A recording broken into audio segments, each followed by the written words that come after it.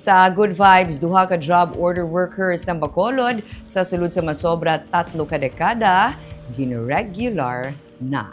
Kinakabi nga temprano nga pamaskwa sa duha ka job order workers sang ginpahibalo sila ni Bacolod City Mayor Greg Gasataya nga regular na sila nga empleyado sa LGU sini nga Disyembre 16. Kay nasang aga, ginpatawag sang alkalde Sanday Ronnie Cordova kag Andrew Bisquera nga sa una wala sila makahibalo kung ano ang rason sang amo nga pagpatawag.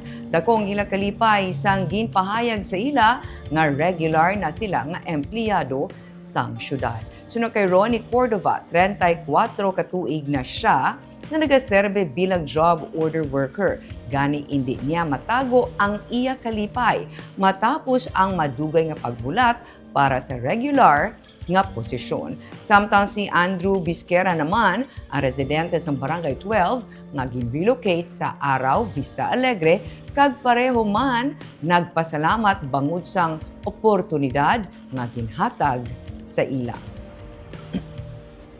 Dako ko pasalamat ko kami nga ini nga Pasko 2025 kamo hindi ko ginmalimutan kami aging regular. Kami nang ginambal naton wala natin gina-check naton ang mga dugay-dugay na nagaulumbrado sa syudad ng mga job order. So as much as possible kung may mga available na mga opportunities for them, sila gid ang aton gina-prioritize.